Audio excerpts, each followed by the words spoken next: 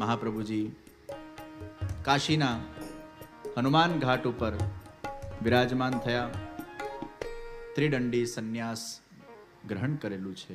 કાયિક, વાચિક અને માનસિક રીતે લીધેલો સંન્યાસ એ ત્રિદંડી સંન્યાસ છે. અને છેલ્લે એ ગંગાજીના તટ પર શ્રી મહાપ્રભુજી વિરાજમાન થયા અને અંતિમ ઉપદેશ સર્વને પ્રદાન કર્યો. મૌનતા લખીને એ ઉપદેશ આપ્યો. ભગવાનથી ક્યારે પણ બહિર્મુખ નહીં થતા. ન લૌકિકો હિ કૃષ્ણ પ્રભુ મનુતે નૈવ લૌકિકમ. ભગવાન એ લૌકિક નથી પણ અલૌકિક છે અને ભગવાન કૃષ્ણથી ક્યારે પણ બહિર્મુખ થતા નહીં. સદૈવ સન્મુખ રહેજો. ચૈતન્ય મહાપ્રભુજી કહે છે,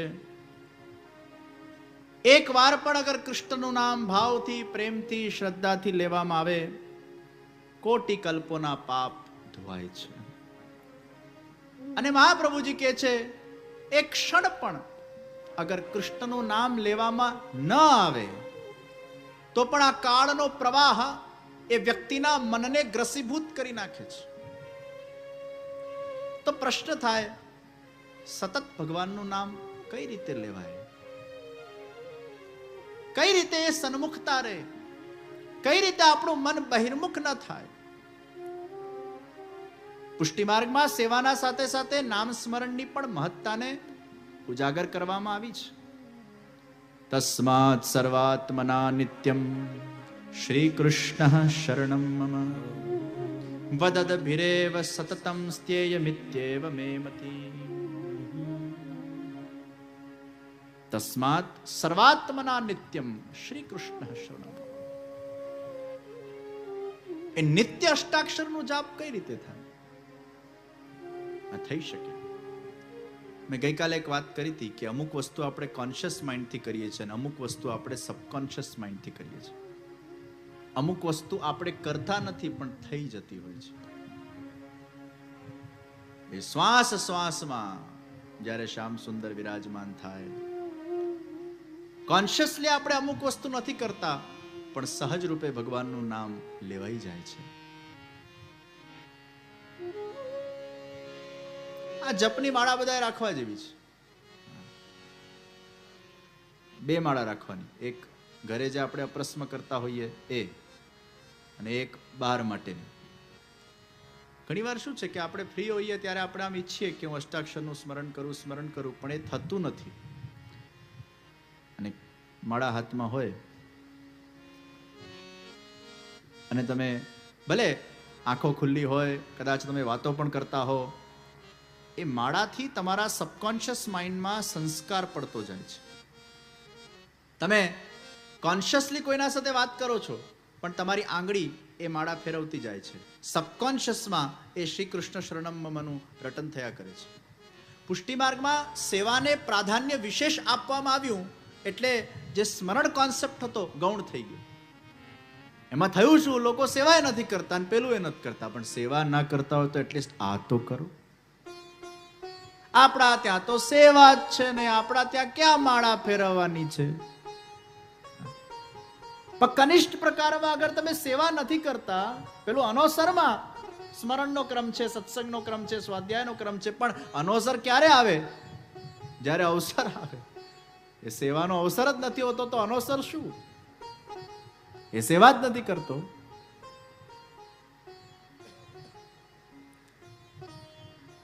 સેવાયામ વા કથાયામ વા યસ્યા શક્તિ દૃઢા ભવેત.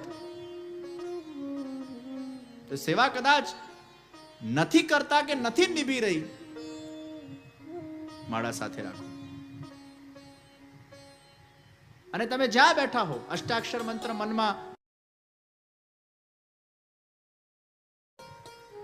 એનો દોષ નથી. મનમાં અષ્ટાક્ષરનું સ્મરણ થઈ શકે છે. આપણે તુલસીની કંઠીને ધારણ કરીને રાખીએ છીએ.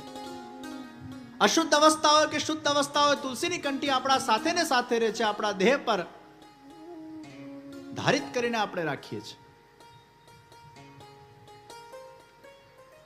અને તુલસીની કંઠી પણ આપણે ગળામાં એક વ્યક્તિ મને કે અમે આમ રિસ્ટમાં પહેરીએ ચાલે કે ના ચાલે?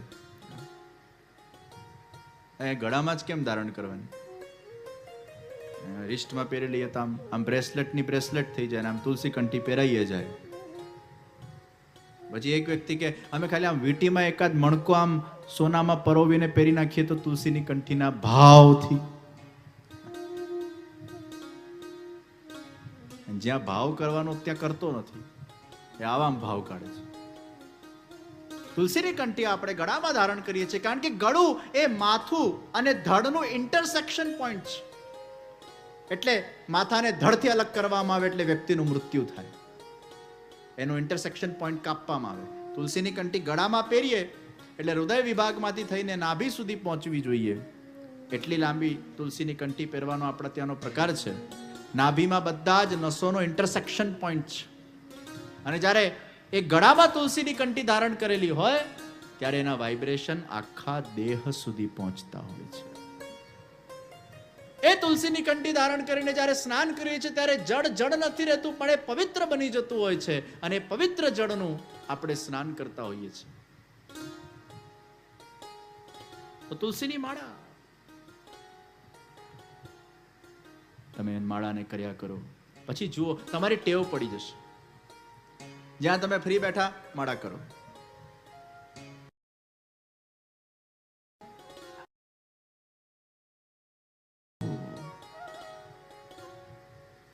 કેમ ના થઈ શકે? વદદ બિરેવ સતતમ, સતત ભગવાન શ્રી કૃષ્ણનું સ્મરણ, પણ એ સહજ રૂપે આપણા અંદર ન થઈ શકે. એમાં કોન્શિયસ એફર્ટ મૂકવો પડશે. આ પ્રકાર અને માળા હાથમાં હોય ને એટલે કે ખોટું કરવાની ઈચ્છા જ ના થાય ભાઈ. આમ તો કંઠી પહેરેલી હોય તો માણસે ખોટું કરવું જ ન જોઈએ, પણ ઘણીવાર કંઠી પહેરેલી છે ને ભૂલી જાય છે. આ હાથમાં હોય ને તમારા, એટલે તમે ખોટું કરવાનું વિચારી જ ન શકો. મારા હાથમાં માળા છે, હું ક્યાંથી ખોટું કરું ભાઈ? આવા નાના નાના નિયમો અગર આપણે લેતા થઈ જઈએ, અને મારા અનુભવથી કહું છું, જ્યારે જ્યારે તમે માળા કરતા જશો, ભલે કોન્શિયસ ચિત્તથી ન કરો, પણ તમારા અંતર મનમાં, તમારા શ્વાસ શ્વાસમાં એ અષ્ટાક્ષર મંત્ર સ્મરાતું જશે, અને તમને અંદરથી એક સાત્વિકતાનો અનુભવ થશે. તમને ખૂબ આનંદ આવશે. એકવાર અનુભવ કરજો.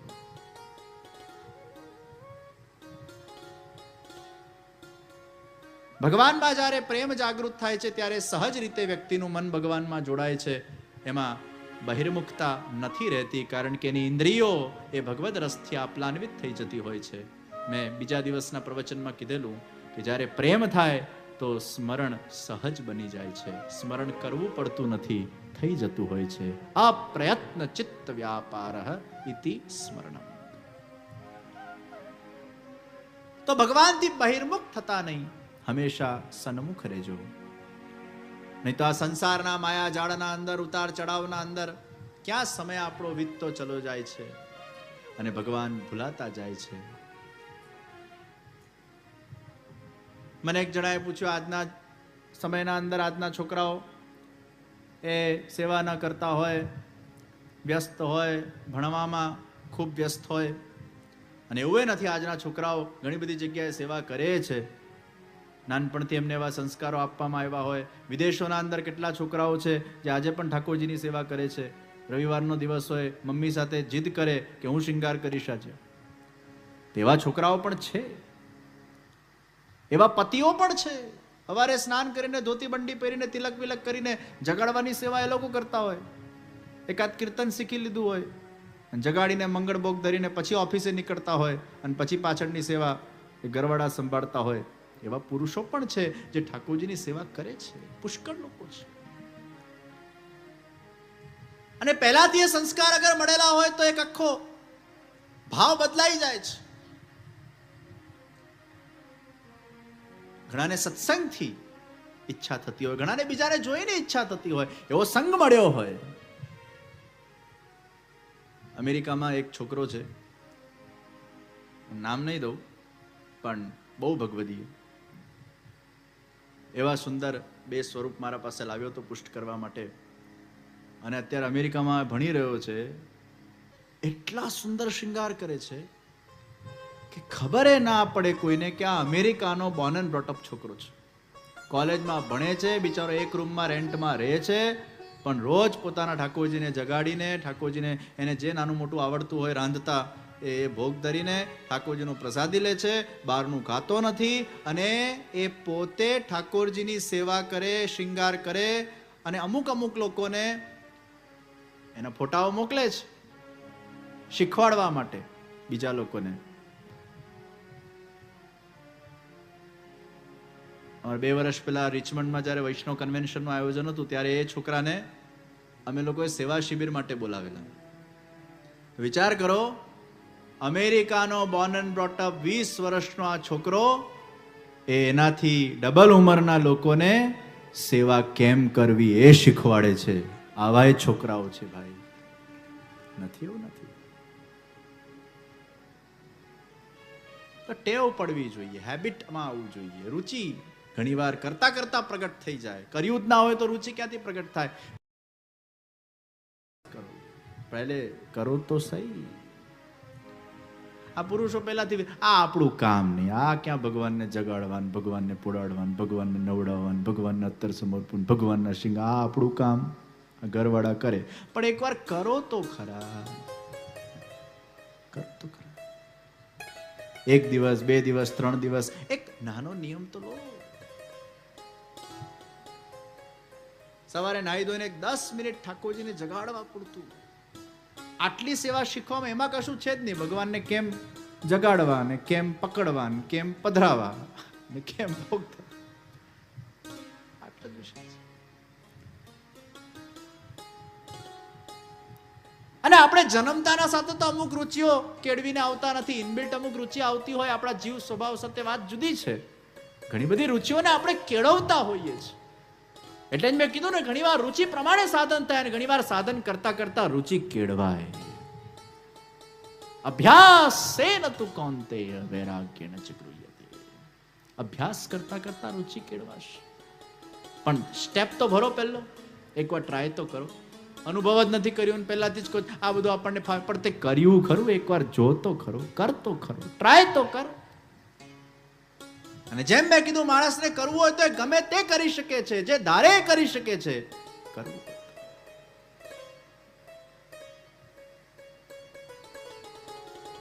તો ભગવાનથી બહિર્મુખ થતા નહીં.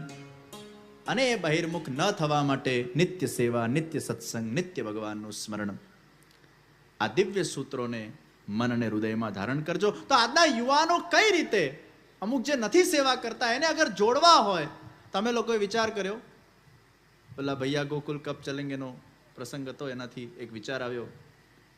પેલા શેઠજીને ગોકુળ જવાની બહુ ઈચ્છા થાય ને બિઝી હતા, ને માણસ રાખ્યો. દર 2-2 કલાકે અલાર્મ વગાડે, ભૈયા ગોકુલ કપ ચલોગે, ભૈયા ગોકુલ કપ ચલોગે, ભૈયા ગોકુલ કપ ચલોગે. અને પેલો અલાર્મ વગાડે એટલે આમ આંખ બંધ કરીને ચિંતન કરી નાખ્યું ગોકુલનું. હા, પહોંચી ગયા.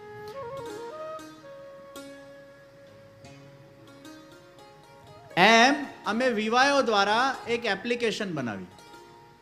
તમારા મોબાઈલમાં VYO એપ્લિકેશન ડાઉનલોડ કરજો, અને એમાં ઠાકોરજીના 8 સમાના દર્શન જીવનના અમુક સમય પર, દિવસના અમુક સમય પર એને થાય એ રીતે આખી એમાં વ્યવસ્થા. એટલે છોકરાઓને આપણે કહીએ છીએ કે તમે સવારે ઉઠો એટલે કુકડે કૂથી નહીં ઉઠતા. ઘણા અલાર્મ એવું લગાડે કુકડે કુ વાગતું હોય, ઉઠતા જ એને કુકડે કુ સંભળાતું હોય, કે પેલું કૂતરો ભાવ કરતો હોય એ સંભળાતું હોય. તમે સવારે ઉઠો અને મોબાઈલમાં સેટ કરી નાખવાનું કેટલા વાગે તમારે ઉઠવાનું છે, એટલે એમાં મંગળા દર્શનનો ટાઈમ સેટ થઈ જાય. એટલે તમારા સવારે ઉઠતાના સાથે અલાર્મ વાગે, મંગલા કે દર્શન ખુલ રહે હૈ.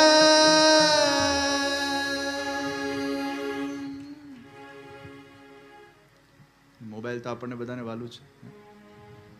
ઠાકોરજીને વાંસુરી વાગડી, આપણને મોબાઈલ વાળું.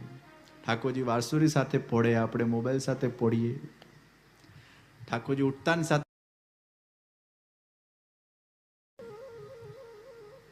એટલે જે વસ્તુ આપણા સાથે હોય એનો એ રીતે વિનિયોગ થાય. ઉઠતાના સાથે સૌથી પહેલા કંઠીના દર્શન કરીને મોબાઈલ ખોલો, મંગલા કે દર્શન ઠાકોરજીના કરો. બેડ પર જ મંગલા દર્શન કરી નાખો. પછી સ્નાન કરીને તમારા શિંગાર કરતા પહેલા ઠાકોરજીના શિંગાર દર્શન, તમારા ભોગ પહેલા એટલે તમે ખાઓ એટલે રાજભોગ દર્શન,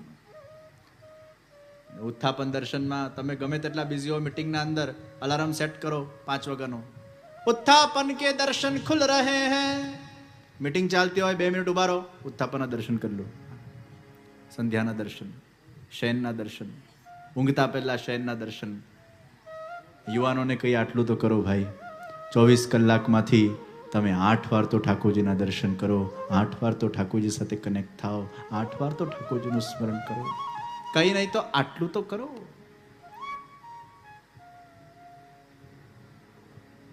આ રીતે યુવાનોની કનેક્ટિવિટીને વધારે ને વધારે આપણે સ્ટ્રોંગ કરીએ. શ્રી મહાપ્રભુજી ગંગાજીના અંદર સદેહ પધાર્યા છે અને ધીરે ધીરે કરતા કરતા એ ગંગાજીમાંથી એક તેજ પુંજ બહાર નીકળ્યું અને તેજ પુંજ બહાર નીકળીને આકાશના માર્ગે વહેતું ગયું, વહેતું ગયું, વહેતું ગયું અને એ તેજ પુંજ દંડવતી શિલા ઉપર થઈને ગિરિરાજ બાવાની તરેટીના અંદર સ્થાપિત થયું. એ મહાપ્રભુજીની આસુર વ્યામો લીલા હતી. શેઠ પુરુષોત્તમ દાસના ઘરે મહાપ્રભુજીનું મુકામ રહેતું. અમુક વૈષ્ણવ શેઠ પુરુષોત્તમ દાસના ઘરે ગયા અને એમને સાક્ષાત મહાપ્રભુજીના દર્શન થયા. અને જ્યાં શ્રી મહાપ્રભુજીના દર્શન થયા અને પૂછવામાં આવ્યું કે આપ હમણાં ગંગાજીમાં પધાર્યા અને આપ તો અહીંયા બિરાજો છો, ત્યારે શ્રી મહાપ્રભુજીએ કીધું, તમારા જેવા વૈષ્ણવો માટે ને જીવો માટે આજે પણ હું બધી જ 84 બેઠકજીમાં વિદ્યમાન છું. પ્રત્યેક વલ્લભકુલના અંદર અંશ રીતે વિરાજમાન છું. જ્યાં જ્યાં મારો આ વૈષ્ણવો મારા પ્રભુની સેવા કરે છે હું ત્યાં પણ બિરાજમાન છું. જ્યાં જ્યાં મારા પ્રભુની કથા થાય છે એ કથાના અંદર એ આચાર પીઠ ઉપર પણ હું વિરાજમાન છું. અને આપણા બધાના વચ્ચે એ શ્રી વલ્લભ અહીંયા આચાર પીઠ પર વિરાજમાન થઈને આ કથા એમના દ્વારા જ કરવામાં આવી રહી છે. એ આપણા બધાના વચ્ચે વિરાજમાન છે. તો वो उनकी आसुर व्यामोह लीला थी. શ્રી મહાપ્રભુજી પછી ગોપીનાથજી એમનો વંશ આગળ ચાલ્યો નહીં. બીજાલાલજી શ્રી ગુસાઈજીના 7 લાલજી થયા અને ગુસાઈજીના સમયકાલ દરમિયાન ઘણા બધા જીવો એમના શરણમાં આવ્યા. નાત જાતના ભેદભાવ વગર જ્યાં જ્યાં દૈવી જીવના દર્શન થયા એ બધા જ જીવોને શ્રી ગુસાઈજીએ પોતાના શરણમાં લીધા. ગુસાઈજી પણ આખા ભારતમાં પ્રવાસ કરતા. તાજ બીબી, જોધાબાઈ જેવા અકબરની બેગમો પણ શ્રી ગુસાઈજી પાસે બ્રહ્મ સંબંધ દીક્ષા લઈને સેવિકાઓ બની. બિરબલની દીકરીને પણ ગુસાઈજીનું બ્રહ્મ સંબંધ હતું. આવા અનેક પ્રકારના જીવોને શ્રી ગુસાઈજીએ શરણમાં લીધા. વિષ્ણુ હો અપત્યમ મિતિ વૈષ્ણવ. વૈષ્ણવ ટર્મિનોલોજી એ ખાલી કોઈ એક કાસ્ટ પૂરતી સીમિત નથી. આપણા પાછા વાણિયાઓએ બધાએ સ્પેસિફિકલી લખ્યું વૈષ્ણવ વાણિયા. એટલે પછી એવું થયું કે વૈષ્ણવ એટલે ખાલી વાણિયા જ હોય. એ વાણિયા તો વૈષ્ણવ એટલે લખતા હતા કારણ કે વાણિયાઓમાં જૈન પણ બહુ છે. એટલે અમે જૈન નથી એવું કહેવા વાણિયાએ ઇન્ટુ બ્રેકેટ લખ્યું અમે વૈષ્ણવ વાણિયા. તો બીજા લોકોને થયું કે વૈષ્ણવ એટલે વાણિયા જ હોય. 252-84 વૈષ્ણવની વાર્તા પ્રસંગોને જ્યારે આપણે શ્રવણ કરીએ ત્યારે એમાં દરેક કાસ્ટના લોકો, કોઈ એવી કાસ્ટ નથી કે જે બાકી રહી ગઈ હોય. ભગવાનનો દૈવી જીવ એ કોઈ પણ કાસ્ટમાં. જય શ્રી કૃષ્ણ. પ્રિય ભક્તજનો, જે શ્રીના આ વચનામૃત તમને ગમ્યા હોય તો આ વિડીયોને લાઈક કરજો, શેર કરજો અને કમેન્ટ બોક્સમાં જય શ્રી કૃષ્ણ જરૂર લખજો. અને અમારી ચેનલ શ્રી વલ્લભ સત્સંગને સબસ્ક્રાઈબ કરવાનું ભૂલશો નહીં. જય શ્રી કૃષ્ણ.